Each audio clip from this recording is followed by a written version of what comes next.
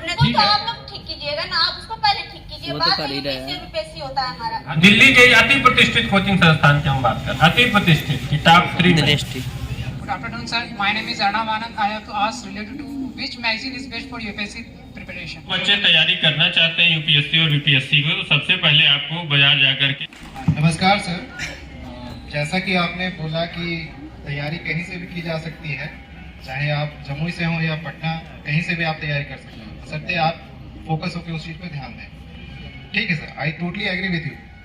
पर एक गंभीर समस्या ये आ रही है कि पढ़ने के लिए शांत माहौल का होना बहुत आवश्यक है। पर आजकल जो देखा जा रहा है, लोग इस पे बात नहीं करते, लेकिन सबसे बड़ी समस्या ये हो रही है कि रात भर कान फोड़ू संगीत बजाया जाता है, जिससे पढ़ने में बहुत दिक्कत होती है। और ये आप अगर आप घूमेंगे तो आप इस चीज़ को वाकई में गौर करेंगे, ये एक समस्या है जो पढ़ाई में बहुत बड़ा दिक्कत है, और बिना आप कंसंट्रेशन के आप तैयारी नहीं कर सकते। मैं खुद तैयारी करता हूं, और ये मैं देखता हूं कि रात 10 बजे हो या 1 बजे हो या 4 बजे हो, आपका संगीत जो है, ये प्रॉब्लम बहुत बड़ी समस्या है, पढ़ने में बहुत बड़ा दिक्कत होता है। तो मैं चाहता हूं कि सर आप इस चीज़ को थोड़ा सा सीरियसली लें और थोड़ा इस पर काम करें, क्योंकि ये आपसे तो ऐसे मुलाकात होने की संभावना बहुत कम थी हमारी, लेकिन अगर आप आज से आपसे हमारी वेट हुई है, तो मैं इस समस्या को आपके सामने रख रहा हूँ अपनी तरफ से। धन्यवाद। तो जाहिर है यूरोपियन सिपाहियों की संख्या कम होगी, भारतीय सिपाहियों की संख्या अधिक होगी, परंतु भारतीय सिपाहियों का वेतन यूरोपियन सिपाही के वेतन से कम होगा। ये सारी चीजें बिल्कुल आप कॉमन सेंस से जानते हैं। और आप लोगों ने जैसे मणिकर्णिका फिल्म भी देखी होगी, आपस में कॉमन सेंस से जानते हैं। इतना एक आप जो अब आपने स्टडी किया है तो आपको एक डेवलप हो गया, तो ये सारी चीजें आप इजीली रिटेन कर सकते हैं। मान लीजिए भारतीय सिपाही है तो उसको कम वेतन होगा, प्रमोशन के चांस कम होंगे। अंग्रेज जो सिपाही है उसको हे दृष्टि से देखेगा, हो सकता क्या होता ही था, उसको ऊंचे पद नहीं दिए जाएंगे। एक सर्टेन लिमिट के बाद भारतीय सिपाही को अलाउ नहीं होगा कि इससे आगे आपका प्रमोशन नहीं होगा, तो दिन प्रतिदिन उन्हें अपमानित किया जाता होगा। फिर जो इसका तात्कालिक एक वजह बताई जाती है, ग्रीस कार्टिज वाला मैटर, वो है। तो ये सारी चीजें आप अपने कॉमन सेंस से जानते हैं कि हाँ इस प्रकार का भेदभाव होता होगा। एक बार आप पढ़ेंगे चैप्टर को तो आपको क्लियर हो जाएगा। इसी प्रकार से अब जैसे इसमें आए कि आम जनता में किस प्रकार का असंतोष था, तो आम जनता में भाई उस समय ज्यादातर लोग किसानी ही करते थे। नौकरी के नाम पर या तो लोग सेना में नौकरी करते थे या तो किसानी करते थे। तो जो किसानी करते थे लोग कृषक थे, तो जो उन्होंने अंग्रेजों ने भूमि से संबंधित नीतियां लाई, जैसे परमानेंट सेटलमेंट लाया, किस प्रकार से जमींदारों को उन्होंने जो प्रोविजन किए, जमींदारों ने किस प्रकार से उसका फायदा उठा करके गरीब किसान का शोषण किया, इस व्यवस्था के बारे में आप अध्ययन कीजिए। तो ये चीजें आपको कॉमन सेंस से मालूम है। अब केवल तथ्यों के आधार पर इनको आपको डिटेलिंग करनी। इसी प्रकार से जो तत्कालीन राजा महाराजा नवाब थे, किस प्रकार से जैसे डॉक्ट्रिन ऑफ लैप्स आया, फिर कैसे अवध का विलय किया, कैसे जो अन्य साम्राज्य थे उनका अंग्रेजों ने छल से करके साम दाम दंड भेद की नीति लगा के विलय कर लिया। तो ये चीजों को, ये एक मोटा कॉन्सेप्ट हो गया, और इन्हीं सब हेड्स के अंतर्गत आपको चीजों की डिटेलिंग करनी है। तो एक अब आपको कभी भी जब 1857 आप पढ़ लेंगे तो ये कॉन्सेप्ट आपके दिमाग में बैठ गया, और हर चीज के बारे में थोड़ा थोड़ा वर्णन, बस उसमें आपको फैक्ट्स जोड़ देना है। इसी प्रकार से तो अब जब आपने पूरा चैप्टर पढ़ लिया कि फिर ये आंदोलन कैसे बढ़ा, कहाँ से शुरू हुई, इसकी योजना कैसी बनाई गई, कैसे आपस में संदेश एक दूसरे के बारे में फैलाया गया, लेकिन फिर जब अंग्रेजों के साथ कई जगहों पर वास्तव में लड़ाइयाँ हुई, तो लड़ाइयों में कहीं पर सफलता भी मिली, कहीं पर असफलता भी मिली। जहाँ सफलता मिली वहाँ क्या कारण थे, जहाँ असफलता मिली वहाँ क्या कारण थे, क्या उनके पास ज्यादा समुन्नत हथियार थे, क्या उनकी सेना अधिक थी, क्या उनके पास बंदूकें जो थी वो दूर से मार करती थी, हमारे पास उतने आधुनिक असलहे नहीं थे। ये सारी चीजें बिल्कुल कॉमन सेंस से एकदम आपको क्लियर है, लेकिन अब आपको उसमें मनगढ़ंत नहीं लिखना है। जो फैक्ट्स हैं ये एक जनरल बातें हैं, और इनको जो तत्कालीन फैक्ट्स है वो आप बुक से पढ़ेंगे, कोई भी अच्छी बुक एनसीईआरटी की बुक आप लेंगे तो उसमें इन्हीं सारे फैक्ट्स की डिटेलिंग की होगी। उस चीजों को आपको समझना है और बेसिक फैक्ट्स को याद रखना। और अब मान लीजिए फिर किस प्रकार से बहुत प्रयास किए गए लेकिन पूरा देश एकजुट नहीं हो पाया, बहुत सी जगहों पर इस विद्रोह की कोई लाहत नहीं थी जिसका अंग्रेजों को फायदा मिला। क्या सभी लोग एकजुट हो जाते तो विद्रोह सफल हो जाता? फिर असफलता के ढेर सारे कारण उसी से आप जनरेट हो जाएंगे। जब विभिन्न जगहों पर असफल क्यों रहा तो ओवरऑल असफलता के कारण उसी से आ जाएंगे। और फिर इसमें सफलता भी किस बात की थी, ऐसा नहीं कि कोई विद्रोह हुआ तो 100% असफल रहा, उससे कुछ पॉजिटिव चीजें आई, वो भी आपको समझना है। और फिर इसका प्रभाव क्या रहा। तो जब आप चीजों को, घटनाक्रम के सीक्वेंस को, कॉन्सेप्ट को समझेंगे तो रटने का जो आपका पोर्शन है वो मिनिमाइज हो जाएगा। कॉन्सेप्ट आपकी क्लियर हो गई और प्लस बेसिक फैक्ट्स आपने याद कर लिए, तो उसके बाद आपको कोई समस्या नहीं है। अब होता क्या है, जो एक हम लोग कॉमन फील करते हैं, जो गंभीर बच्चे हैं जो वास्तव में तैयारी करना चाहते हैं, आप पढ़ लेंगे, मोटा मोटी आपको कॉन्सेप्ट भी क्लियर हो गया, बेसिक फैक्ट्स भी आपको याद आ गया, लेकिन इसके बाद आपने 1857 पढ़ करके बंद कर दिया, आप अगले चैप्टर में चले गए। उसके बाद नए नए एक्ट आ गए, 1867 का एक्ट आ गया, अब आप उसको पढ़ने में चले गए। तो अब 1857 ऐसा होगा कि 3 महीने के बाद, 2 महीने के बाद, 6 महीने के बाद आपकी स्मृति से ओझल हो जाएगा। और ऐसा भी होता है, मैं एक उदाहरण के लिए कह रहा हूं और आप लोग सहमत होंगे कि हो सकता है जब 6 महीने बाद देखें तो आपको उसमें से 20% चीज भी नहीं याद आए कि हाँ हमने ऐसा कुछ पढ़ा भी था क्या। तो यही गैप पूरी तैयारी में बहुत बड़ा डिफरेंस पैदा करता है कि जब भी कोई एक चैप्टर आप क्लोज करें तो क्लोज करने का मतलब ये है कि उसके कॉन्सेप्ट्स और बेसिक फैक्ट्स आपको याद हैं और आप उसको लिखें भी जरूर। लिखने का मतलब ये नहीं कि आप पूरा उसको एनसीईआरटी पढ़ रहे हैं तो आप एनसीईआरटी का नोट्स बनाने लगे, वो कतई हम लोग नहीं कह रहे हैं, उसमें बहुत समय लग जाएगा, समय भी आपको बचाना है। तो इतना फैक्ट्स लिखने की जरूरत नहीं है, लेकिन आप जब 1857 आप कंप्लीट कर लीजिए तो एक दिन आप ठंडे दिमाग से बैठिए, एक अपना आप नोटबुक लीजिए और उसमें बुलेट पॉइंट्स में लिखिए कि कृषक वर्ग में क्यों असंतोष था, किसान भाई जो उस समय थे क्यों असंतुष्ट थे अंग्रेज सरकार से, 5 पॉइंट्स आप लिखिए। जो तत्कालीन राजा महाराजा थे वो क्यों असंतुष्ट थे, सबका पॉइंट लिखिए कि भाई अवध के नवाब को ये दिक्कत थी, बाकी लोगों को ये दिक्कत थी, झांसी में ये समस्या थी, उसकी डिटेलिंग लिखिए। तो जब आप सारी चीजों की डिटेलिंग लिखेंगे, जो सिपाही थे उनमें क्या दिक्कत थी, उसमें पॉइंट्स जरूर लिखें। अगर बुलेट पॉइंट केवल आप लिखेंगे, जैसे एक चीज आप केवल एक पॉइंट लिखेंगे कि सेवा शर्तों में भेदभाव, तो उससे आप उसका डिटेलिंग कर लेंगे कि हाँ वेतन में अंतर था, प्रमोशन समय पे नहीं होता था, सर्टेन उच्च पद पे नहीं जाने दिया जाता था, भेद दृष्टि देखा जाता था, दिन प्रतिदिन के कार्यों में अपमानित किया जाता था, महत्वपूर्ण जिम्मेदारी भारतीय सैनिकों को नहीं दी जाती थी, खाना पीना की जो व्यवस्था थी वो अंग्रेजी जो लोग थे उनकी तुलना में कम थी। डिटेलिंग आप कर लेंगे, वो कहानी आप बना लेंगे, उसमें कोई समस्या नहीं, लेकिन बुलेट पॉइंट आपका आना चाहिए कि हाँ सेवा शर्तों में असंतोष। तो इस तरीके से बुलेट पॉइंट जरूर लिखिए आप। उससे क्या होगा कि आप अगर रिवीजन भी करना चाहेंगे तो जब चाहेंगे आप, मान लीजिए उसके कारण है तो 2 पन्ने में आपके बुलेट पॉइंट्स आ जाएंगे। ऐसे तो कारण लिखिएगा तो 10-12 पेज आप लिखिएगा, लेकिन बुलेट पॉइंट्स में 2 पेज में आ जाएगा। तो जब कभी भी आप अगर उसका रिवीजन करना चाहते हैं तो मात्र उस 2 पेज को आप पलट करके बुलेट पॉइंट्स देख लेंगे और उस पर थोड़ा विचार करेंगे तो आपको सारी चीजें रिकॉल हो जाएंगी। इसलिए किसी चैप्टर को पढ़ने का मतलब ये नहीं है कि आप सीधे उसको पढ़ के निकल जाए, ये आपको नहीं करना है। उसको आपको पढ़ना है, उसके जो महत्वपूर्ण चीजें हैं उन पर विचार भी करना है। जो आपके दोस्त साथी हैं, जो आपके बराबर में हैं, जो तैयारी करना चाहते हैं, उनसे आप डिस्कशन भी कीजिए। और प्लस चैप्टर खत्म होने के बाद उसके जो महत्वपूर्ण बिंदु हैं उसको जरूर आप नोट डाउन कीजिए। यहाँ तक की प्रोसेस आप कर लेंगे तो काफी हद तक वो आपकी स्मृति में बना रहेगा, उसकी जो कॉन्सेप्ट है और बेसिक फैक्ट्स आपके दिमाग में रहेंगे।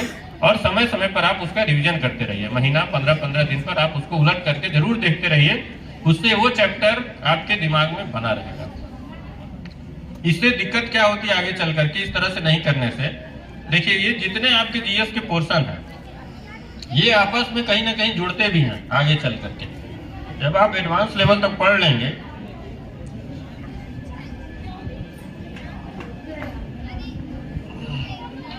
तो होगा क्या कि जब बेसिक फैक्ट्स आपके दिमाग में नहीं रहता है तो आप वो कनेक्टिंग का काम नहीं कर पाते। आपने एक चैप्टर पढ़ा तो आइसोलेशन में है, उसका आपके हिसाब से दूसरे चैप्टर से कोई संबंध नहीं हो पाता, क्योंकि जब आप दूसरा चैप्टर पढ़ते हैं और उसमें उस पहले चैप्टर का रेफरेंस आया तो आपको चूंकि पहले चैप्टर की कोई बात बहुत ढंग से दिमाग में याद नहीं है तो आप कनेक्ट ही नहीं कर पाएंगे। एक जैसे आइसोलेशन में होता है कि क्लास में बता दिया गया, आपने सुन लिया, लेकिन आपका कोई थॉट प्रोसेस नहीं डेवलप हुआ। जब आप पहला चैप्टर जानते रहेंगे जब दूसरे चैप्टर में उसका रिफरेंस आएगा और पहले चैप्टर में आपका थॉट प्रोसेस डेवलप हुआ रहेगा तो ऑटोमेटिक आप क्वेश्चन पूछेंगे। दो ही बातें होंगी, या तो दूसरा चैप्टर आपको और खूब समझ में आएगा या तो आप क्वेश्चन पूछेंगे। दोनों ही केस में आपकी कॉन्सेप्ट पक्का होगी, विषय पर मजबूत पकड़ होगी आपकी। इसलिए इस चीज का जरूर ध्यान रखिए कि उसका बढ़िया रिवीजन के लिए बुलेट पॉइंट्स जरूर आप बनाइए। अब एक दूसरा जो क्वेश्चन आता है ये यूनिफॉर्मली सभी चीजों में लागू है। देखिए, चाहे आप हिस्ट्री पढ़ें, ज्योग्राफी भी पढ़ें तो बुलेट पॉइंट्स बनाएं। सारी चीजों को, वो तो और सेमी मैथमेटिकल है, आसानी से हो सकता है। अर्थव्यवस्था में भी इसी तरह है, वो भी सेमी मैथमेटिकल है, वो आप इजीली कर सकते हैं। राजनीति शास्त्र है, संविधान आप लोग पढ़ते हैं, वो भी इजीली आप लोग कर सकते हैं।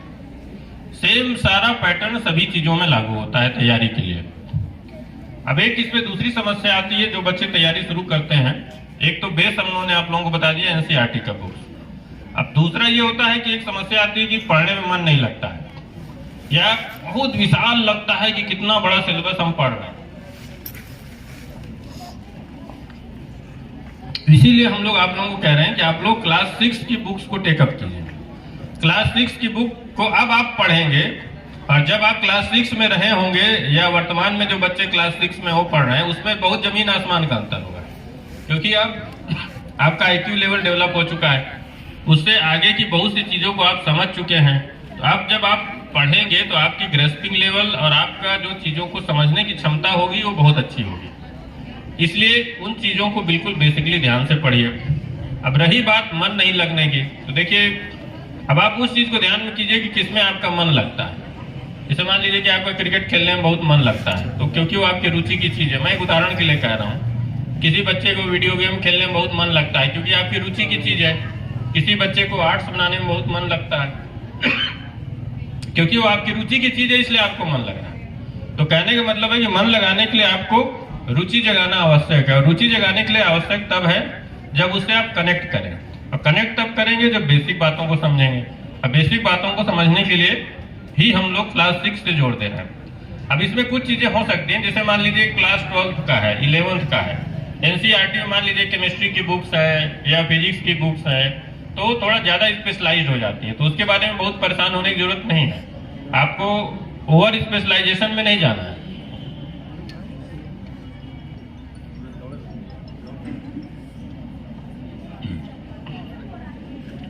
जो कॉम्प्लिकेटेड, अब जैसे मैथ्स की बुक है तो मैथ्स की बुक को आपको 10th, 11th, 12th की बुक्स को नहीं ध्यान देना है। जो ह्यूमैनिटीज की बुक्स है उन्हीं चीजों पर ध्यान देना है। अब केमिस्ट्री की बुक्स है या मान लीजिए इन्वायरमेंट में ही है, बहुत डीप एनालिसिस है, क्योंकि इसको आप जनरल स्टडीज के एंगल से पढ़ रहे हैं तो उतने पोर्शन को आप स्किप कर सकते हैं। अब रह गई बात मन लगाने की, तो मन लगाने के लिए देखिए जरूरी है कि उन चीजों से शुरू कीजिए जो आसान हो। अब जैसे पूरे सिलेबस में आसान चीजें क्या है, जैसे हिस्ट्री तो हमको लगता है कि सारे बच्चों का कुछ ना कुछ आपका जरूर एक्सपोजर होगा। बचपन से आप मोहनजोदड़ो, हड़प्पा की सभ्यता, मुगल काल, अकबर, औरंगजेब, शिवाजी, 1857, गांधी जी, असहयोग आंदोलन, कुछ ना कुछ सारे बच्चे पढ़ते रहते हैं, और जीरो आपका नहीं होगा, कुछ ना कुछ आपके नॉलेज में होगा। तो हिस्ट्री एक आसान ऑप्शन है कि आप आधुनिक इतिहास शुरू कीजिए, धीरे धीरे पढ़ना प्रारंभ कीजिए, प्राचीन इतिहास के कुछ चैप्टर ले लीजिए। अब पढ़ने का देखिए इसमें ये नहीं है कि आप 2 दिन में सिलेबस खत्म कर लेंगे, ये आपका लंबा रेस है। तो पढ़ने में फार्मूला यही रखना है कि आप 1 घंटा पढ़िए कोई चैप्टर को, जितना देर आप कंसंट्रेशन बनाते हो। आधा घंटा कंसंट्रेशन रखते हैं, आधा घंटा पढ़िए, 10 मिनट सोचिए कि हमने क्या पढ़ा, तब आगे बढ़िए। 1 घंटा कंसंट्रेशन बनता है, 1 घंटा पढ़िए, 10 मिनट 15 मिनट सोचिए, तब उसके बाद दूसरे घंटे में शुरू कीजिए। 1 सप्ताह पढ़ाई कर लेते हैं 6 दिन, 7वें दिन रेस्ट कर लीजिए। सोचिए, आप रिवाइज कीजिए कि हमने 6 दिन में क्या पढ़ा। क्या कोई ऐसी चीज है जिसको हम पढ़ रहे हैं, हमें कॉन्सेप्ट भी है लेकिन हम बार बार भूल जाते हैं, तब आप उसकी लिखित में अभ्यास कीजिए, तब वो आपको पक्का हो जाएगा और अच्छे तरीके से आपकी स्मृति में बैठ जाएगा, आपको याद हो जाएगा। और इतिहास के बाद दूसरा आपको आसान विषय है समाज से संबंधित। जितनी सोशल चीजें हैं, सोशल चीजों को आप होते हुए देख रहे हैं, उसमें ऐसा कोई नया और अद्भुत चीज नहीं है, लेकिन बस केवल एक उसको सुव्यवस्थित ढंग से लिख दिया गया है। तो सोशल चीजों को आप आसानी से पकड़ सकते हैं। इसके बाद आता है पॉलिटी। पॉलिटी की जितनी भी चीजें हैं, कैसे चुनाव होता है, कैसे चयन होता है दोनों सदन के सदस्यों का, कैसे मुख्यमंत्री बनते हैं, राज्यपाल की क्या भूमिका होती है, लोकसभा का चुनाव कैसे होता है, कैसे प्रधान, ये सारी चीजें तो आप डे टू डे देख रहे हैं, चीजों को आप अनुभव कर रहे हैं, क्या भूमिका होती है प्रधानमंत्री की, क्या भूमिका होती है राष्ट्रपति की, फिर आपको मोटा मोटी चीजें कि क्या संविधान में आपको अधिकार दिए हुए हैं, क्या आपके कर्तव्य है, मोटा मोटी आप सब जानते हैं। केवल उसको आप धीरे धीरे पढ़िए, उससे आप डे टू डे जो चीजें वो कनेक्ट कीजिए, उससे आप बोझ की तरह मत पढ़िए कि हम संविधान 5 दिन में पढ़ लेंगे ये सब। और आजकल हम लोग देखते हैं यूट्यूब वगैरह में कि 10 दिन में सिलेबस खत्म हो जाएगा। 10 दिन में किसी का सिलेबस खत्म होना असंभव। 10 दिन में सिलेबस उसी का खत्म होगा जिसको पहले से पूरा सिलेबस आता हो, तो केवल वो 10 दिन में रिवीजन कर सकता है। नया कोई भी ऐसा चमत्कारिक व्यक्ति नहीं है जो 10 दिन में पूरा सिलेबस कवर कर ले। तो इन सब चीजों में और शॉर्टकट में आपको नहीं जाना है। जिस पोर्शन को आप पहले से जानते हैं, थोड़ा बहुत आपकी रुचि रही है, उससे आप पढ़ना प्रारंभ कीजिए।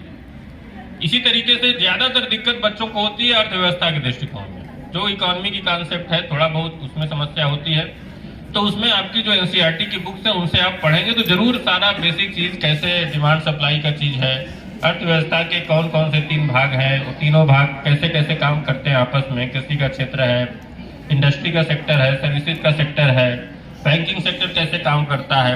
तो शुरू से इसीलिए हम लोगों ने जोड़ दिया। जो क्लास 6 की बुक है तो आपके जो पोर्शन चाहे वो इकोनॉमी को लेकर के हो, 8th 9th तक की जो बुक्स है एनसीईआरटी की, उसमें इंटरनेशनल रिलेशन का भी आपका पार्ट आ जाता है। तो इन सारी चीजों के जो बेसिक चीजें हैं वो आपको आ जाएंगी, इसलिए यहाँ पर उसका महत्व हो जाता है। तो जिन चीजों से आप परिचित हैं, जो सब्जेक्ट आपको रुचिकर लगता हो, वहां से आप शुरू कीजिए। और जब एक बार रुचिकर चीजों से आप आगे बढ़ने लगेंगे, तब कठिन चीजों को लीजिए। कठिन चीजों को लेने के लिए वही तरीके हैं, ग्रुप डिस्कशन के माध्यम से, जो आपके दोस्त अच्छे हैं उस सब्जेक्ट में उनकी मदद लीजिए, आप कोई कोचिंग कर रहे हैं उनकी मदद लीजिए, कोई शिक्षक है उनकी मदद लीजिए। इस प्रकार से आप धीरे धीरे करके आगे बढ़ेंगे तो निश्चित रूप से होगा। एक बात जो हमने पहले भी बताई थी कि टाइम बाउंड मैनर में जब भी आप पढ़ें तो अपनी एक दिनचर्या बनाइए, बिल्कुल सुव्यवस्थित रहिए, क्योंकि देखिए ये तैयारी आप अपने भविष्य के लिए कर रहे हैं, ये हमेशा ध्यान दीजिए। जैसे प्राय बच्चों को हम लोग देखते हैं, रहता भी है, उस उम्र में होता भी है, ऐसा कोई बात नहीं है कि आप दूसरे को बता रहे हैं कि मैं 16 घंटे पढ़ा, तो ये आप अपने लिए न पढ़ रहे हैं। आप 16 घंटे पढ़े, चाहे आप दिन में 24 घंटे पढ़ लीजिए, आखिर आप ये अपने लिए कर रहे हैं। और एक दिन आप 16 घंटे पढ़ लेंगे, इससे कुछ नहीं बदलने वाला है, क्योंकि ये लंबा तैयारी है। इसलिए 4 घंटे पढ़ना है, 8 घंटे पढ़ना है, 16 घंटे पढ़ना है, ये आपको डिसाइड करना है। इसलिए कतई नहीं ये मानना है कि बिल्कुल मान करके चलना है, क्योंकि अंतिम बिंदु आपका सिलेक्शन है, बाकी चीजें सब माध्यम है। आपका 1 घंटे पढ़कर भी सिलेक्शन हो जाता है तो सिलेक्शन है, लोग मानेंगे कि आपने बहुत मेहनत की होगी। बिना पढ़े भी आप इतना तेज है, कॉलेज में पढ़ते समय आप इतना तेज थे कि बिना पढ़े भी हो जाए, लोगों मानेंगे कि आपने बहुत मेहनत की होगी। तो कहने का मतलब ये कि आप कितना पढ़ते हैं, कितना मेहनत करते हैं, ये आप अपने लिए कर रहे हैं। आप पूरी रुचि से मेहनत कीजिए और हमेशा दिमाग में रखिए कि हम जितना भी मेहनत कर रहे हैं ये काम है, हम और आगे मेहनत करेंगे। जिसको हम लोग दूसरे शब्दों में कहते हैं ना कि जीतने का जज्बा होना चाहिए। तो यही चीज है कि हमने अभी तक इतना मेहनत किया, मेरा इतना सिलेबस बाकी है, इसको हम इतने दिन में कवर कर लेंगे, इसको खत्म करके हम दूसरे सब्जेक्ट पे लगेंगे, उसको भी खत्म करेंगे और पूरी तैयारी करेंगे। तो ये जज्बा और ये पॉजिटिव अप्रोच होना चाहिए, आपको थ्रू आउट तैयारी में रखना है। क्योंकि आप एक अटेम्प्ट देंगे 1 साल लग जाता है, दूसरा अटेम्प्ट देंगे 1 साल लग जाता है, सामान्यतः 2 से 3 अटेम्प्ट लगता ही लगता है। तो 3 से 4 साल इस तैयारी को, इस मेहनत को और इस जोश को आपको बनाए रखना है। असफलताएं सबको आएंगी, उसमें कोई बात नहीं है, और कोई असफलता का सिस्टम भी नहीं है। हो सकता है पहली बार में आपका प्री में नहीं हो, अगली बार में आपका सीधे में फाइनल सिलेक्शन हो जाए बहुत अच्छी रैंक के साथ। ऐसे बहुत ढेर सारे उदाहरण हैं। इसलिए आपको किसी भी समय में कोई निगेटिव थॉट नहीं लाना है। ये बिल्कुल एक मनोदशा की भी लड़ाई है। अपनी मनोदशा आपको इतना स्ट्रांग रखना है कि नहीं, बिल्कुल हमको जीतना है। और एक बात महत्वपूर्ण है कि अगर आप अंतिम लड़ाई जीत गए, पहले ही सेशन में हमने भी कहा था, तो बाकी फिर बीच की प्रोसेस इमैटेरियल हो जाती है। आपका मेन उद्देश्य अंतिम लड़ाई जीतना होना चाहिए। इसलिए हम लोगों ने 2 चीजें बता दी कि आप एनसीईआरटी बुक्स पे फोकस करें, बेसिक सिलेबस क्या है, पढ़ी हुई चीजों को रिटेन करने के लिए जरूर आप लोग मेहनत कीजिए। शॉर्ट नोट्स वाला पॉइंट और लिखित अभ्यास वाला हमने बताया, और पढ़ाई में मन कैसे लगाएं। तो तैयारी शुरू करने के यही बेसिक है। और देखिए, अगर एनसीईआरटी की जो बेसिक बुक्स हैं उनको आप इजीली ग्रास्प कर ले रहे हैं, आपके दिमाग में आपको लग रहा है कि नहीं हम रिटेन कर पा रहे हैं, तो आप समझ लीजिए कि आप निकाल सकते हैं। तब आपकी संभावना बहुत प्रबल हो जाती है, क्योंकि देखिए एनसीईआरटी की बेसिक बुक्स है, उसको आपने अच्छे से समझ लिया, आपको बिल्कुल कॉन्फिडेंस है कि हमें आ गया। तब आप मान लीजिए कि आपने पहला रास्ता तय कर लिया, पहली सीढ़ी आपने चढ़ ली। अब आपको और गंभीर हो जाने की जरूरत है। आगे की तैयारी के लिए आप सक्सेस की जोन में हैं। हाँ, ये है कि अगर आपको एनसीईआरटी की बुक्स को ही समझने में दिक्कत है, बार बार प्रयास करने के बाद भी नहीं समझ में आ रहा है, तो थोड़ा सा फिर इशू है। तब फिर हम मानेंगे कि भाई अभी बेसिक लेवल पर ही समस्या है, तो एडवांस की बात फिर हम लोग नहीं करेंगे। लेकिन अगर आप एनसीईआरटी की बुक्स को अच्छे से चीजों को ले पा रहे हैं, तो निश्चित रूप से मानिए कि आप खूब और आगे मेहनत कीजिए। तब अपनी अप्रोच को और मजबूत और पॉजिटिव बनाइए कि नहीं, हमारी सफलता की चांसेस हैं। तो इन दो बेसिक चीजों को हम लोगों ने कवर किया है।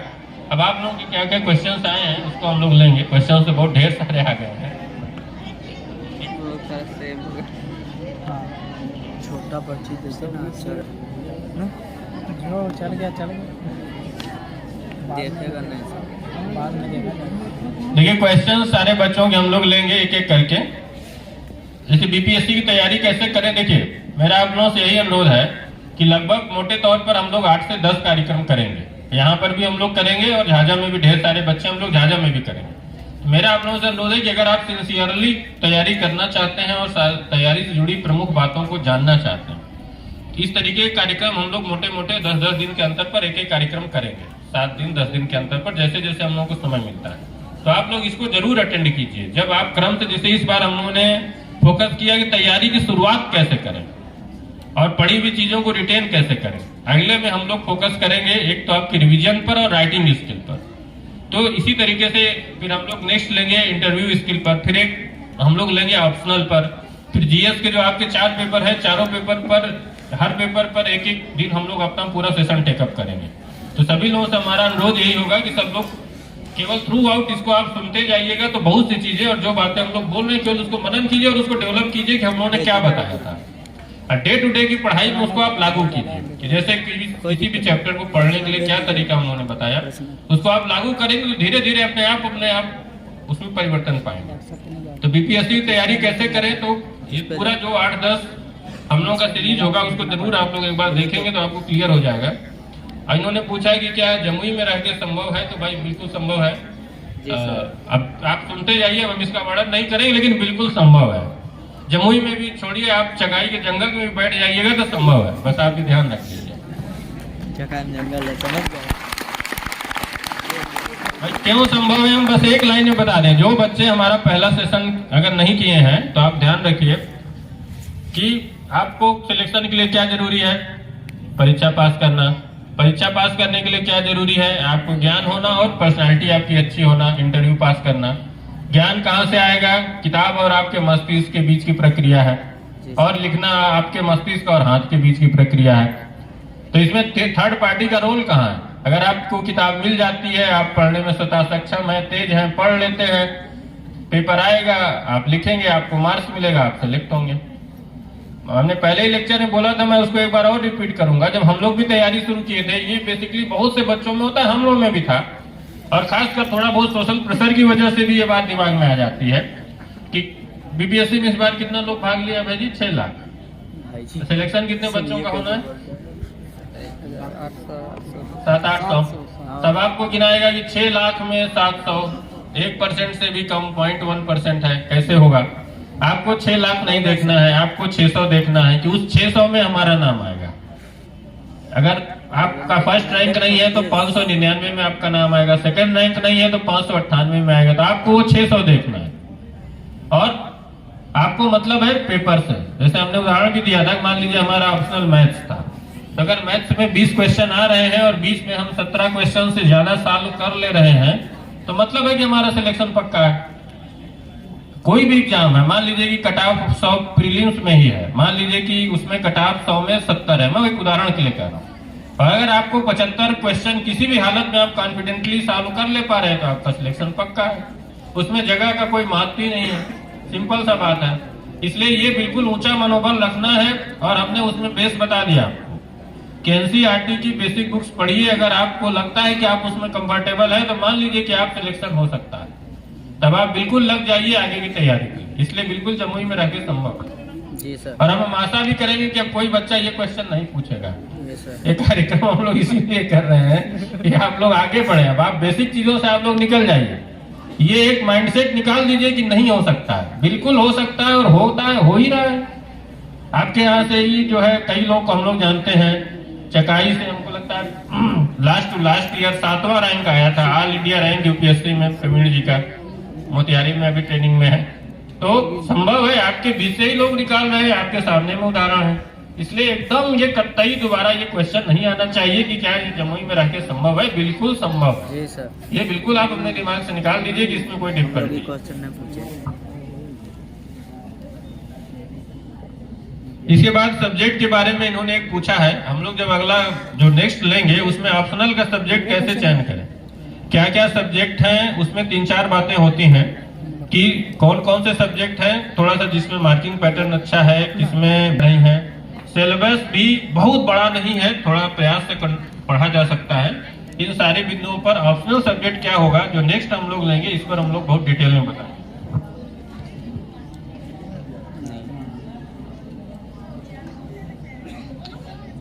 ये जैसे इसमें कुछ छोटे बच्चे भी हैं, मैट्रिक +2 के भी लगता है कुछ बच्चे हैं। देखिए जो बच्चे मैट्रिक में तभी आपको कोई परेशान होने की जरूरत नहीं है, आप बस सिंपल जो अपना सिलेबस है उसको मन लगा के पढ़िए।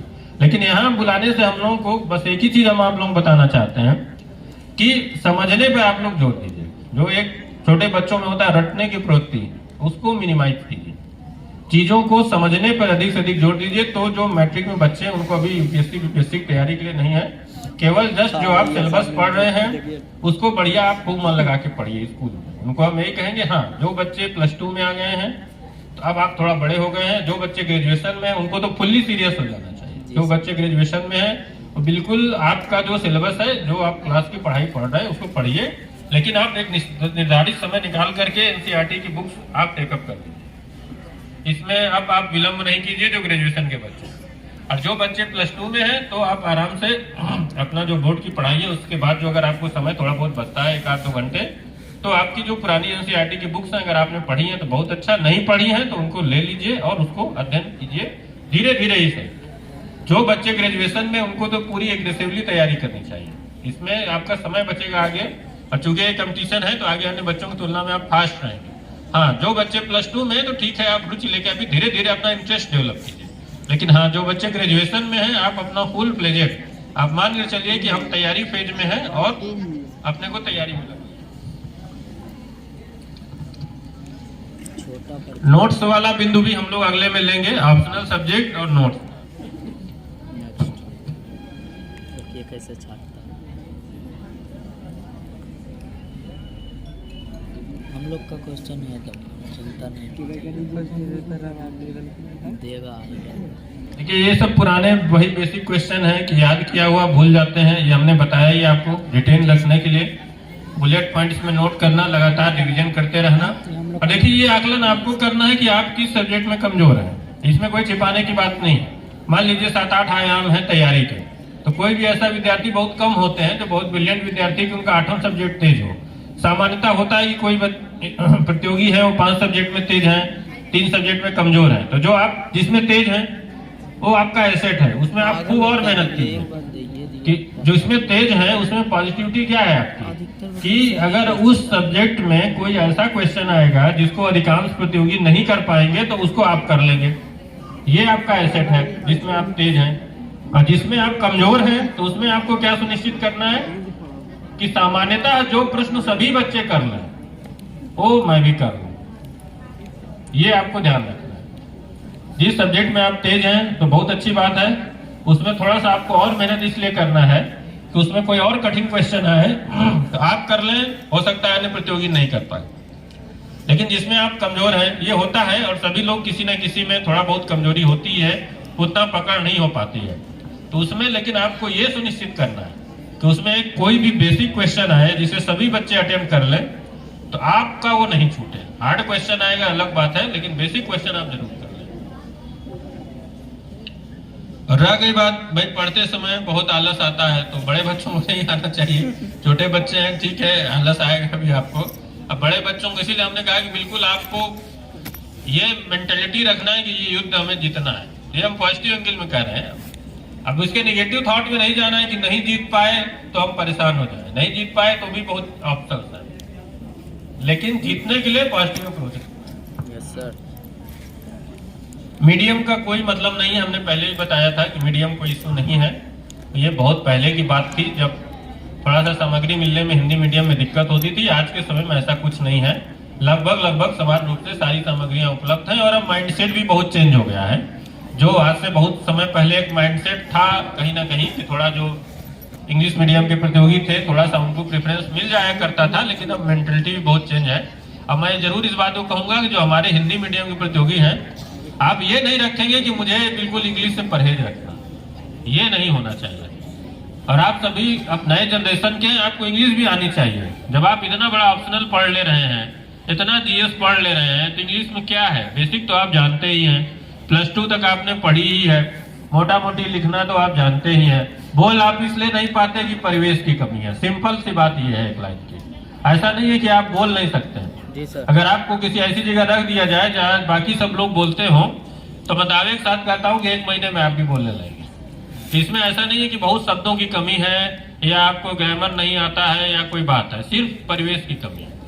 लेकिन आपको इंग्लिश से भागना नहीं है, कोशिश करना है कि बेसिक इंग्लिश आपको आती रहनी चाहिए। ये हमेशा ऐड ऑन करता है। आप इंटरव्यू में भी जाएंगे, हिंदी मीडियम के विद्यार्थी हैं, अगर बोर्ड को लगता है कि नहीं इनको इंग्लिश में भी बहुत अच्छी पकड़ है, तो कुछ ना कुछ नंबर आपके बढ़ेंगे ही, आपको फायदा ही होगा। प्लस इंग्लिश में तेजी रहने से आपको ये भी फायदा है कि बहुत सा जो हाईली स्पेशलाइज्ड मटेरियल है, ये तो मैं कहूंगा, तो उसमें आपको एक्सेस जल्दी होगी, जल्दी उसको आप तैयार कर सकेंगे। लेकिन सामान्य रूप से एक आम प्रतियोगी के हिसाब से किसी भी माध्यम में किसी प्रकार की कोई समस्या नहीं है। आप चाहे हिंदी मीडियम,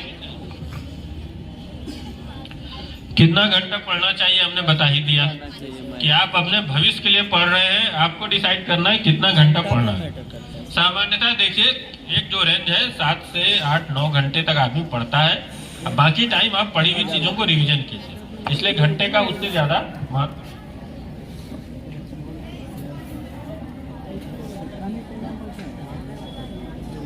घंटा क्या मायना रखेगा, पढ़ने वाला रहना चाहिए। 1-1.5 घंटा पढ़ा, फोन चलाया, क्या फायदा। या तो पूरा फोन ही चला लो या फिर पढ़ लो, क्या। ये प्रतियोगी हैं सचिन आनंद, इनका कहना है कि बहुत कम नंबर से इनका बीपीएससी परीक्षा में नहीं हो पाया। तो हम मानते हैं कि नहीं, तब तो ठीक है, आपकी सफलता की बहुत संभावनाएं हैं। तो उनसे हम यही कहेंगे कि आप लोग अलग से हम लोगों से मिलिए, क्योंकि यहाँ हम लोग जनरल सभी प्रतियोगियों के लिए बता रहे हैं, सभी बच्चों के लिए हम लोग को सभी को एड्रेस करना है, नए बच्चों को भी समझाना है। लेकिन जो हमारे ऐसे साथी जो तैयारी के एडवांस स्टेज में हैं, जिनका मात्र 7 नंबर या 4 नंबर से नहीं रुक पाया, तो उनसे हम कहेंगे कि आप लोग अलग से आइए, ऑफिस में मिलिए, आपकी बात हम लोग जरूर सुनेंगे। और कहाँ आपका अंतिम क्लिक नहीं हो पा रहा है, लास्ट आपका कौन सा कमी रह जा रही है कि आपका नहीं हो पा रहा है, उसको हम लोग जरूर बताएं।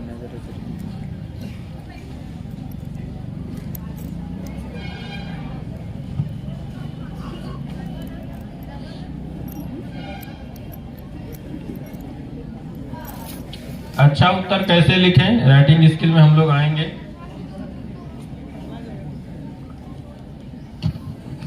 ये एक बहुत अच्छा क्वेश्चन है कि क्या पीटी उत्तीर्ण होने से पहले लिखित परीक्षा की तैयारी करना उचित है। ये आप पहले ध्यान रखिए कि आपको पहले सीधे लिखित परीक्षा की तैयारी करना है। अगर आपने लिखित परीक्षा की तैयारी कर ली तो पीटी की तो 90% तैयारी आपकी ऑटोमेटिक हो जाती है। इसलिए ये कॉन्सेप्ट नहीं रखना है। ये गलती भी बहुत बच्चे करते हैं कि पहले प्री की तैयारी करते हैं फिर हम मेंस की। ये नहीं करना है, पहले आपको सीधे मेंस की तैयारी करना है। तो मेंस की तैयारी आपकी हो जाएगी तो प्रीलिम्स तो केक वाक है, वो तो थोड़ा बहुत कुछ फैक्ट्स वगैरह यार 3 महीने की तैयारी है प्रीलिम्स की उसके बाद। तो इसलिए बिल्कुल आपको क्लैरिटी रखना है कि पहले हम मेंस की तैयारी करेंगे, मेंस का सिलेबस पूरा करेंगे और मेंस की आपकी तैयारी हो गई तो पीटी तो फिर 2-3 महीने की बात है, उसमें कुछ वैसा नहीं रहता।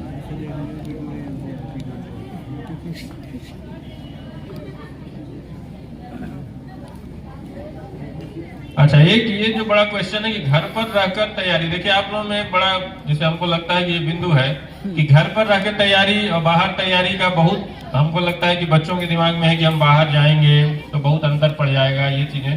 देखिए बाहर और घर में 2-3 चीजों का फर्क होता है। बाहर में क्या है, जैसे कोचिंग करने जाएंगे तो आपको सुव्यवस्थित, देखिए दोनों में क्या अंतर है कि आपको एक टाइम होगा, उस टाइम पे आपको कोचिंग करने जाना होगा। अब क्योंकि आपने फीस दी है, टाइम निर्धारित है, तो आप पढ़ने जाएंगे, उस टाइम में आप पढ़ेंगे, आपको अन्य साथी मिलेंगे, उनके साथ आप डिस्कशन करेंगे। फिर उसके बाद वहाँ माहौल रहता है, आपको अच्छे बच्चे मिल जाएंगे बाहर में, अगर आप ढूंढना चाहेंगे तो सही में मिल जाएंगे, जिससे आपको ग्रुप डिस्कशन और अन्य चीजों में सुविधा होगी। और तीसरा डिफरेंस क्या रहता है कि जो जहाँ पर तैयारी हो रही है, जहाँ पर भी दिल्ली में सेंटर है, तो आपको लेटेस्ट बुक्स आते रहते हैं, तो लेटेस्ट बुक वहाँ थोड़ा आपको पहले आ जाएगा, जिला में पटना में आने में थोड़ा सा उसको आपको विलम्ब होगा। तो सेम चीज को अगर आप अपने घर पे लागू कर दीजिए, कोचिंग में टाइम टेबल है तो आप घर में भी टाइम टेबल बनाइए, कोचिंग में निर्धारित समय है पढ़ाई का, आप घर में भी निर्धारित समय कीजिए, तो वो अंतर आपका खत्म हो गया। अच्छे दोस्त आपको वहां भी मिल जाएंगे, आस पड़ोस परिवार में भी आप जहाँ कहीं देख रहे हो तो वहां जरूर आपको मिल जाएगा। रह गई बात बुक्स की, और खासकर जो बेसिक बुक्स तो आपको मिल जाएगा, इस बात से मैं एग्री करता हूँ कि जो लेटेस्ट बुक्स है वो उसमें थोड़ा सा डिफरेंस पड़ जाता है। जो बड़े सेंटर है वहां पर बुक्स जल्दी आ जाती है, तो इसमें आप पटना कोई वैसा दूर नहीं है, पटना में लगभग सारी चीजें अवेलेबल हो ही जाती हैं, और दिल्ली से भी आपको अब कुरियर के माध्यम से इजीली मिल जाता है। तो एक बात तो मैं जरूर कहूंगा कि पटना और दिल्ली आप एक बार जरूर जाएं जहां पर बुक सेंटर है और जहां पर इसका माहौल है। उससे कुछ नहीं तो आप चार्ज अप हो जाते हैं, सबसे बड़ा तो फायदा ये होता है। जैसे यहाँ पर हम अभी आपको बैठा के बताएंगे तभी आपको उतना फील नहीं होगा। जब आप साल 2 साल तैयारी कर लेंगे और अपने बराबर या अपने से तेज बच्चों को देखेंगे तब आप और चार्ज अप हो जाएंगे, तब आपको फील होने लगेगा नहीं हमको और मेहनत से पढ़ रहा है। इसलिए जहां तक लेटेस्ट जो बुक्स की बात है तो आप पटना जरूर जाइए, दिल्ली जो बच्चे जा सकते हैं जाइए, नहीं है तो एक बार ग्रुप में जाइए, जो वहां का पूरा एरिया है उसको देखिए, जो 2-4 अच्छे बुक सेंटर है उसका एड्रेस ले लीजिए, उसका कॉन्टेक्ट नंबर ले लीजिए, जो बुक्स चाहेंगे लेटेस्ट आपके यहाँ आ जाएगा। अब पटना तो खैर कोई दूरी नहीं है, कभी भी आप लोग महीना में 1 दिन गए, जो मेन मार्केट है जहाँ इससे रिलेटेड सारी बुक्स मिलती है वहां से आप उसको ले लीजिए, आपको धीरे धीरे खुद ही मालूम चलने लगेगा कि कौन सी बुक्स आपके काम की है और कौन सी काम की नहीं है। तो ज्यादातर ऐसी बुक्स होती नहीं है, करंट अफेयर्स वगैरह में या किसी इकोनॉमी वगैरह में या इन्वायरमेंट वगैरह में कोई लेटेस्ट बुक आई तो उसको आप ले लीजिए, बाकी बेसिक बुक सब सेम रहता है।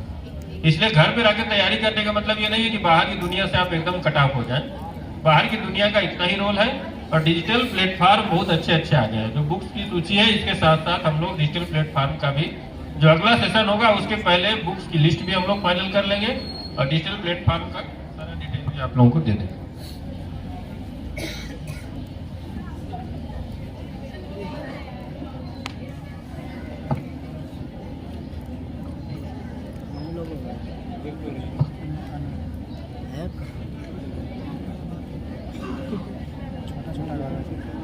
बहुत छोटा एक क्वेश्चन खाली ऐसा बोलता 2-4-10 गो लड़का मिल के एक जगह 5 को 6 गो कागज लेता 10 गो ग्रुप का क्वेश्चन कुछ भी करता है क्या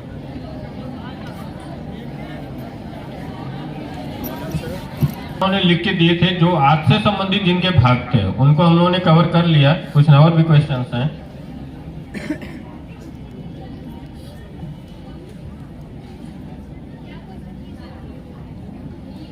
ये बहुत अच्छे अच्छे क्वेश्चन है। जैसे अब इन्होंने पूछा कि डिस्ट्रैक्शंस होता है, तो मैंने पहले भी कहा था भाई देखिए डिस्ट्रैक्शंस अब आपको एक निर्णय लेना पड़ेगा, आपको साइकोलॉजिकल कि भाई हमें डिस्ट्रैक्शन जिस भी वजह से होता हो, अब आप अपने भविष्य के लिए तैयारी कर रहे हैं, हम बार बार इसको जोर दे रहे हैं कि अब आप अपने भविष्य के लिए आप अपनी बेहतरी के लिए तैयारी कर रहे हैं, तो डिस्ट्रैक्शन आपको साइकोलॉजिकली छोड़ना होगा।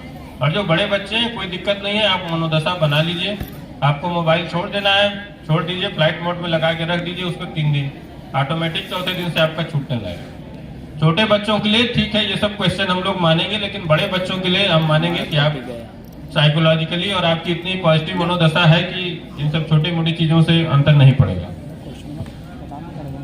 यूनिफॉर्म वगैरह के बारे में बच्चों ने पूछा है, तो जब हम लोग आपको इंटरव्यू की तैयारी के लिए बताएंगे तो उसमें हम लोग आपको बताएंगे कि इंटरव्यू के समय क्या ड्रेस आपको पहनना है, कैसे पहनना है, पुरुष अभ्यर्थियों को और महिला अभ्यर्थियों को, तब यूनिफॉर्म के बारे में हम लोग डिटेल से। बुक्स का है, मैंने आपको बता दिया कि बुक्स का लिस्ट लगभग फाइनल है। हम लोग जो अगला कार्यक्रम करेंगे तो मुश्किल से 7 से 10 दिन के भीतर हम लोग सारा बुक्स मंगा करके आपका जो जिला पुस्तकालय है वहां पर पूरा एक सेट हम लोग इसको उपलब्ध करें।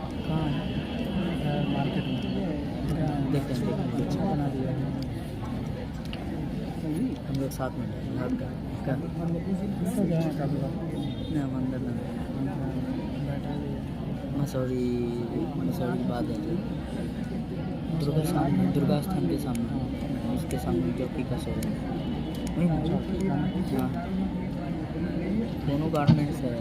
तो मोटे तौर पर जितने भी आपके क्वेरीज था इसको हम लोगों ने ले लिया है। अब इसके अलावा किन्हीं को कुछ पूछना है तो आप लोग बताइए।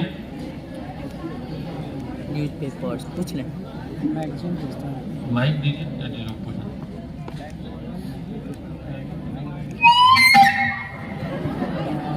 उसको कैसा लगा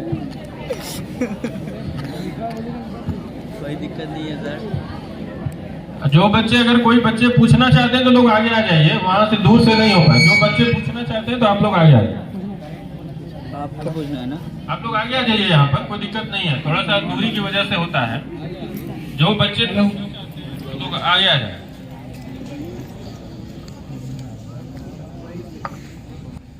देखिए बुक्स मैगजीन्स का वही हम लोग कह रहे हैं कि ये आप लोगों को मिलने जा रहा है सारे बच्चों को। इसमें 1 to 1 हम लोग ये नहीं कह सकते कि अब एक सब्जेक्ट का बुक हम लोग बताएंगे तो बहुत लंबा डिस्क्रिप्शन हो जाएगा।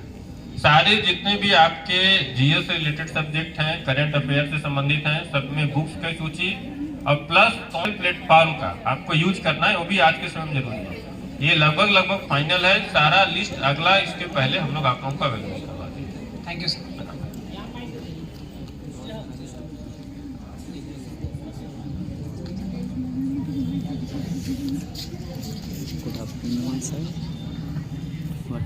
नमस्कार सर, मेरा ही नाम सचिन आनंद है। मेरे साथ ही बीपीएससी में समस्याएं आ रही हैं। आप अलग से मिलिए, ठीक है। Yes sir. आप एडवांस स्टेज में हैं तो यहाँ हम लोग एक इन जनरल सारे कैंडिडेट्स को एड्रेस कर रहे हैं। आप एडवांस स्टेज में तो आप अलग से मिलिए, क्योंकि आप तो बेसिक चीजों को सब पार कर चुके हैं। अब आपका कुछ स्पेसिफिक बिंदु होगा तो उसको हम लोग एड्रेस करेंगे। कभी कभी तैयारी में ऐसा लगता है सर कि मतलब पढ़ते रहते हैं, फिर कभी कभी किसी दिन ऐसा आता है कि लगता है कि दिमाग में कुछ है ही नहीं, कुछ याद ही नहीं है, सब कुछ भूल चुके हैं। मतलब सुबह पढ़ते हैं फिर अवस्था आती है, लेकिन ठीक है थोड़ा सा ये सभी के साथ होता है। इसलिए हमने कहा पॉजिटिव अप्रोच बनाए रखना है। प्लस अपने को देखिए तैयारी के समय बहुत दबाव में भी नहीं लाना है। अपने को फिट रखने के लिए, अपने को स्वस्थ रखने के लिए आप योगा करते हो, कोई गेम्स खेलते हो तो आप उसको मत छोड़िए। एक समय निर्धारित जरूर कर लीजिए। हम जरूर अब खेलने का मतलब नहीं दिन भर खेलते हैं, दिन में 1 घंटा आप जरूर अपने फिटनेस पे दें। और पढ़ाई का मतलब ये भी नहीं, मान लीजिए आपको मूवी देखना बहुत अच्छा लगता है तो आप ये कसम मत खा लीजिए कि हम 5 साल कोई मूवी नहीं देखेंगे। आप जरूर देखिए। हाँ बस ये है कि चूंकि अब मेनली आपको तैयारी करना है तो आप बाकी चीजों को माइनस कर दें, कम कर दें। तो आप योगा वगैरह या फिटनेस के लिए कोई भी गेम्स खेलते हो, जो भी आपको अच्छा लगता हो, जो आप पहले से करते आ रहे हैं, उसको मत छोड़िए। 1 घंटा आप उसको समय दीजिए। आपको म्यूजिक सुनना हो, मूवी देखना हो, अन्य कोई भी एक्टिविटी, आपको घूमना अच्छा लगता हो, आप उसको भी मत छोड़िए, थोड़ा कम कर दीजिए, लेकिन उसको जरूर कीजिए। तो उससे क्या है कि मानसिक रूप से, शारीरिक रूप से आप स्वस्थ रहेंगे, स्ट्रॉन्ग रहेंगे, तो पढ़ाई में भी आपको और मन लगेगा। कभी कभी रिजल्ट नहीं होने के बाद थोड़ा सा प्रेशर अजीब ढंग का हो जाता है, तो उसको बात बिल्कुल सही भाई। रिजल्ट नहीं होता है तो 1 सप्ताह जिसको कहते हैं कि आदमी को समझ में नहीं आता, तो ये साइकोलॉजिकल है। लेकिन वो पॉज लेना है और फिर मनोबल से लगना है। अटेम्प्ट निर्धारित है तो ये तो सभी के साथ होता है। अब आपको सम्यक एनालिसिस करना है कि हमारा क्यों नहीं हुआ, साइंटिफिक एनालिसिस कि वास्तव में हमने ये इतना किया था, कहाँ रह गया, और जो कमियां रह गई उसके लिए लगना है। धन्यवाद सर।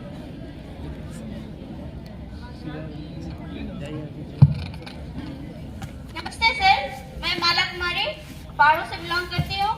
सर बीपीएससी यूपीएससी ये तो बात की बात है, पहले ये हमारे गांव के स्कूल में पढ़ाई नहीं होती, तो इसका क्या करें? आज हम लोग का जो विषय है एकदम मुख्यतः आप तैयारी कैसे करेंगे। गांव के स्कूल में पढ़ाई नहीं होती वो आज के यहाँ की डिस्कशन का विषय नहीं है। आप ही का है क्यों नहीं है सर? नहीं, इस पर हम लोग बैठ जाइए, इस पर हम लोग चर्चा नहीं करें। देखिए गर्म आ गई। संवाद तो 1000 चीजों में हो, जिस चीज के लिए हम लोग इकट्ठा हुए उस पर बात करें। तो पहले हम लोग यूपीएससी और बीपीएससी का तैयारी नहीं ना करेंगे?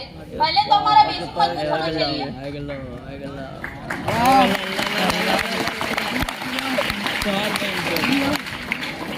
बता दें, ये आप एक चीज अगर आप पूछ ही रहे हैं तो मैं बता दूं किसी शिक्षक को के पढ़ाने से कोई बच्चा बीपीएससी यूपीएससी नहीं निकालता। पढ़ाई आपको अपने से पढ़नी पड़ेगी, ये आप ध्यान रखिए। सर हमारे आप इस चीज को, अगर आप किसी को बुरा लगे अच्छा लगे, लेकिन किसी एक शिक्षक या कोई कह दे कि मैंने पढ़ाया इसलिए सिलेक्शन हुआ, ये नहीं होता। सब कोई आपको गाइड करेगा। सिलेक्शन के लिए मेहनत और अंतिम चोटी का जोर आपको लगाना है। तो हमारा गाइडलाइन भी तो नहीं हो पा रहा है सर। देखिए बाद में नहीं होता है। सभी आयु वर्ग के लोग यहाँ बैठे हैं, तो बड़े बच्चे हैं तो आज उनके लिए ये महत्वपूर्ण नहीं है कि हमने क्या किया नहीं किया। अब उनको आगे के लिए बढ़ना है। आप लोगों की एज में उसकी आवश्यकता है। तो हमारे आने वाले जो हमारे मेरे से पीछे आने वाले हैं उनके लिए क्या भी रखा जाए, उनका इस भविष्य बात खराब को हो हम रहा लोग है सर। देखेंगे, ठीक है। आपके विद्यालय में क्यों पढ़ाई नहीं हो रही, इसको हम लोग देखेंगे और सुधार का प्रयास करेंगे। ठीक है सर, धन्यवाद।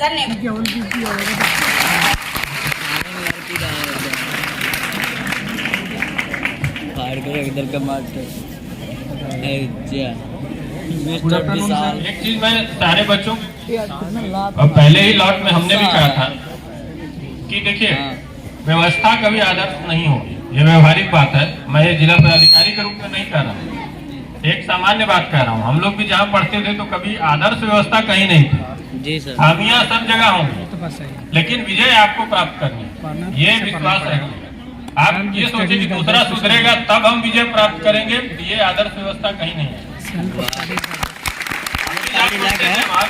नहीं मिलता था, तो अब हमें नहीं कह रहे कि नहीं मिलना चाहिए था, लेकिन मिलना चाहिए था। लेकिन अंतिम विजय आपको अपने अपने संकल्प से मिले। हम चाहे जितना गाइड कर दें, आपकी तैयारी के लिए हम 50 टीचर लगा दें, जितना आपको वांछित है, वो आपका सिलेक्शन नहीं होगा जब तक कि आप नहीं चाहें। इस चीज को हम लोग शुरू से जोड़ दे रहे हैं। इसलिए आपको ये सोचना है कि हमें क्या करना है। बाकी समाज है, चीजें हैं, भाई उसको क्या मतलब है दूसरे लोगों को कि आपका बीपीएससी यूपीएससी निकले। आधा लोग तो सोचता है कि आपका नहीं हो। तो इसलिए आपको सब दोष सुधारने का प्रयास करना है, लेकिन अपने को आगे बढ़ने के लिए आपको स्ट्रांग करना होगा कि हमें नहीं करना। बताइए। Good afternoon sir. सर की अनुमति से हम भी कुछ कहना चाहेंगे। आपका प्रश्न निसंदेह जेन्युइन है। बहुत सारी चीजें यदि हम लोगों को बचपन से अच्छे से मिल जाए तो हम लोग तेजी से आगे बढ़ते हैं, और समाज में जो विषमता है उसका खामियाजा भी हम बच्चों को झेलना पड़ता है। लेकिन इस खामियाजा के कारण कोई अपनी सफलता से वंचित रह जाए, ये संभव नहीं है। जी सर। आपका जो प्रश्न था कि हमारा बेस नहीं मजबूत हो रहा है तो हम कहाँ जाएंगे, हम आपको थोड़ी सी अपनी स्टोरी इसमें बताना चाहेंगे कि हम एक गांव में ही पैदा हुए, वहीं पले बड़े, और जैसे आप पढ़ाई कर रहे हैं वैसे हम भी पढ़ाई कर रहे थे। जी सर। पहली बार हमने कक्षा 5 में अपनी मार्कशीट पाई। उससे पहले इतना तो हमको एग्जाम से कोई मतलब था, हालांकि पढ़ाई हमारे टीचर्स करते रहते थे। और जब क्लास 5 में था तभी हमको लगभग हमारे परिवार में क्लियर था कि हमको सिविल सेवा में जाना है। उस हिसाब से हमें घर में भी थोड़ा मार्गदर्शन मिल जाता था, लेकिन जो विद्यालय जो हमारी व्यवस्थाएं थी उसी के अनुकूल हम लोग आगे पढ़ते हुए बढ़े। इंटरमीडिएट तक इन्हीं सरकारी विद्यालयों में पढ़े जिस पे आप लोग पढ़ते हैं। तो जैसा कि सर का कहना है कि आपका व्यक्तिगत प्रयास यही आपकी सफलता में सबसे महत्वपूर्ण है। तो अपना मन छोटा नहीं करना है। यदि आप ये सोचेंगे कि वो आदर्श दिन आएगा जब 34 आपकी सारी सुविधाएं होगी, स्कूल की समस्या हो सकती है, संसाधनों की समस्या हो सकती है। आप में से बहुत सारे बच्चे थे जिनका प्रश्न था सर कि हमारे पास उतने आर्थिक संसाधन नहीं है, हम किस प्रकार तैयारी करें। तो वंचनाएं और समस्याएं ये आपके जीवन में आएंगी, इनको जब तक आप पार नहीं करेंगे तब तक आप सफल नहीं होंगे। जी सर। और आप में से जो योद्धा इस लायक होगा कि अपनी सारी वंचनाओं को, अपनी सारी विकलांगताओं को पार कर सके, वही सफलता के इस मुकाम पर पहुंच पाएगा। मुझे गिरा कर तुम संभल सको तो चलो, ये लाइन है, आप सबने सुनी होगी। यहाँ कोई किसी को आगे बढ़ने की राह नहीं देगा। मुझे गिराकर संभल सको तो चलो। इस शांत भवन का उद्देश्य ये नहीं है कि ठहर जाना, मुझे पहुंचना उस सीमा तक जिसके आगे राह नहीं। सोचेंगे कि आपके पिताजी इतने अमीर हो कि आपको दिल्ली की हर कोचिंग दिला दे, आपको न्यूयॉर्क भेज दे, ऐसा अवसर सबको नहीं मिल पाता है। तो आप सारे लोगों से हमारा यही सुझाव होगा एक बड़े भाई की तरफ कि आप उन बातों पर फोकस करने की बजाय कि आपके पास क्या नहीं है, इस बात पर फोकस करिए कि आपके पास क्या है जिसकी बदौलत आप सफलता को हासिल कर सकते हैं। तो निसंदेह आप सफल होंगे। इसके साथ ही हम अगले आप लोगों की Sir, I want to be a lecturer professor in college.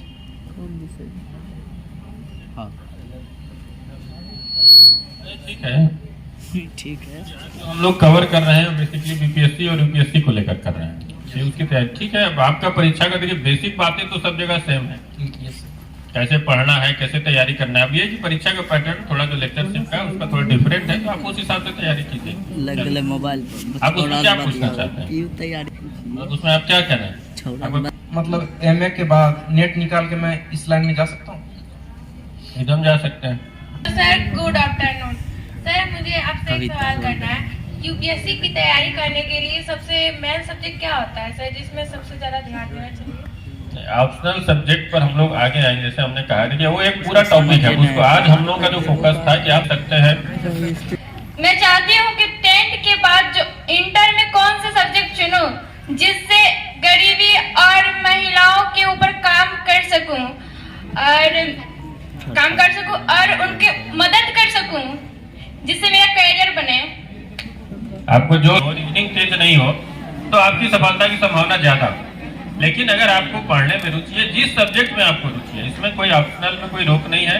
और जीएस को पढ़ने के लिए, जीएस तो जनरल स्टडीज है सभी के लिए का, इसलिए जो भी सब्जेक्ट में तो जो बचे एनसीईआरटी की किताबें आप लीजिए और इसको पढ़ना प्रारंभ कीजिए। अब पढ़ने में कैसे पढ़ें, तो देखिए एनसीईआरटी की किताबें, इससे 3-4 चीजें होंगी। पहले तो आपको पढ़ने से धीरे धीरे समझ में आने लगेगा कि ये फर्स्ट लेवल ऑफ बुक्स है, बेसिक बुक्स है। जब आप इसको पढ़ लेंगे और इसका कॉन्सेप्ट आपको आ जाएगा, तब हम लोग एक एडवांस लेवल ऑफ बुक्स जाएंगे। जो बुक्स की बात अभी एसडीएम साहब कर रहे हैं, किताबों की सूची बनाई है, और मेन तैयारी के लिए जब आप असली तैयारी करेंगे, जिसके आधार पर प्रश्न आपसे पूछे जाएंगे, तो वो सेकेंड स्टेज हो गया। और थर्ड स्टेज में हो गया ज्यादा एडवांस लेवल की बुक्स, जिसके की पूरी बुक्स पढ़ने की जरूरत नहीं है, जो उसके प्रासंगिक भाग है उसको आप पढ़ लेंगे, तो एक अन्य अभ्यर्थियों से आपकी बेहतर तैयारी हो जाएगी। तो एनसीईआरटी की किताबों में देखिए, अब आप कॉम्पिटिटिव एग्जाम की तैयारी कर रहे हैं, तो पहले तो मैंने जैसे कि पहले में ही कहा था कि अब आपको सब कुछ दाएं बाएं भूल करके सारी ताकत एनर्जी आपको लगा देना है। इसको अगर हम लोग पॉजिटिव दृष्टिकोण से देखें, इसको अन्यथा आप लोग नहीं लें। कहने का मतलब यही है कि जो 3 साल 5 साल 7 साल का समय है, 7 बहुत हो गया, 3 से 5 साल हम कहेंगे, ये जो आपका युवावस्था का पीरियड है, जब आप विभिन्न प्रकार के सरकारी सेवाओं के लिए तैयारी कर रहे हैं, तो इसमें दाएं बाएं की सारी चीजों को भूल करके पूरे प्राण सीधे इसकी तैयारी में, इस किसी प्रकार का डाइवर्जन नहीं होना चाहिए। और जो आपकी एनसीईआरटी किताबें हैं उसको आप पढ़ना शुरू कीजिए। और ये जो कॉलेज की पढ़ाई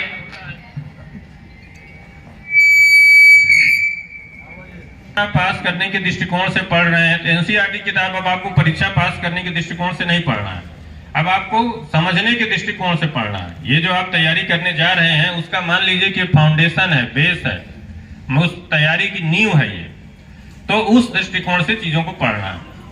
अब पढ़ने में क्या होता है, जैसे मान लीजिए कि हिस्ट्री आपने पढ़ना शुरू किया, हिस्ट्री में सामान्यतः 3 भाग है, थोड़ा थोड़ा हम डिटेल में जाएंगे। प्राचीन इतिहास हो गया, मध्यकालीन इतिहास हो गया और आधुनिक इतिहास हो गया। अगर हम भारतीय इतिहास की बात करें, और विश्व इतिहास का भी कुछ पोर्शन अब पढ़ना पड़ता है। अब मान लीजिए जैसे हम उदाहरण के लिए आधुनिक इतिहास में आप एनसीईआरटी प्रारंभ करेंगे, तो उसको पढ़ने का मतलब ये नहीं होता है कि आपने चैप्टर का एक रीडिंग लगा लिया, कुछ दिन तक आपको याद रहा, इसके बाद आप भूल गए।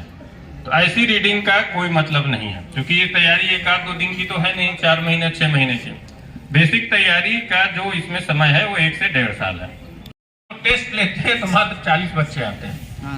हम तो जब हॉल में पढ़ाई हो रही है तो फीस तो 600 बच्चों ने दे दी, लेकिन जब हम टेस्ट रखते हैं सीरियस, तो 40 से 50 बच्चे ही आते हैं। तो बस आपका कंपटीशन तो वही 40-50 बच्चे है ना, बाकी 560 बच्चे, 550 बच्चे ठीक है, सीरियस नहीं है उतना। और जो बहुत संपन्न घरों के बच्चे हैं, बहुत रिसोर्स वाले बच्चे, हमने देखा है कि उसमें बहुत रेयर होता है कभी 100 में 1-2 बच्चे की जिसको बहुत इच्छा शक्ति हो और वो बहुत मन लगा के और बहुत सिंसियरली तैयारी कर रहा है। और आजकल तो जब से ये डिजिटल आया है, तो अब बच्चे बस अपना वही, आपका राइटिंग प्रैक्टिस बिल्कुल खत्म हो गया है। ये सब चीजें आप लोगों का एडवांटेज है। आप ये भी तो सोचिए कि जो बहुत पैसे वाले घर का बच्चा है उसके ऊपर आपका क्या एडवांटेज है। बहुत सी चीजें हैं जो आप कर सकते हैं वो नहीं कर सकता। तो इसलिए इसके बारे में, और आपसे बहुत अधिक उसको डिस्ट्रैक्शन है। आपके पास तो सीमित सामान है, वही मोबाइल है, वही आप वेब सीरीज देख लेंगे, वही टीवी देख लेंगे, थोड़ा बहुत जो बाइक गाड़ी है उससे आप 25-50 किलोमीटर घूमेंगे। उसके पास तो विदेश भी घूमने का ऑप्शन है, दुनिया भर के इतने गैजेट्स हैं जो हमने आपने नहीं सुने। तो उसके पास आपसे 100 गुना डिस्ट्रैक्शन है। मेन समस्या तो उसको वही है। ये समस्या आपके लिए नहीं, उन लोगों के लिए है। उसके लिए इतना डिस्ट्रैक्शन है कि वो तैयारी में 5 साल में भी फोकस नहीं कर पाता। तो इसलिए आपके पास ऐसी बहुत सी पॉजिटिव चीजें हैं जो उन लोगों के पास नहीं। इसलिए साधन को लेकर के जो एक रहता है, ठीक है, ये बात सही है कि साधन थोड़ा अधिक होता है तो तैयारी आसानी से होती है, इसमें कहीं कोई दो राय नहीं। और हम ये भी कह सकते हैं कि जो बच्चा अगर शुरू से पढ़ने में बहुत सिंसियर हो और सुविधाएं मिल जाए तो तैयारी में 1-2 साल में हो भी जाएगा। ये भी बात बिल्कुल सही है। आज जो आप कोचिंग करते हैं, जैसे खासकर वनडे एग्जाम के बच्चे, वो क्या है, जो आप 8, 9, 10 में पढ़े उसी को तो पढ़ने के लिए आप आज पैसा देके आप पढ़ रहे हैं। ये बात सही, बिल्कुल सही है, हम एकदम इससे 100% एग्री करते हैं। और हम कई स्कूलों में गए तो मैंने ये बात बच्चों को कही भी कि जो बच्चे हमारे 9, 10, 11, 12 में है, आप खूब मेहनत करके पढ़िए, खूब रुचि लेके पढ़िए, दबाव से मत पढ़िए। क्योंकि अगर आप मान लीजिए कल को बैंक एसएससी की तैयारी करने जाएंगे, मैंने तो कई बार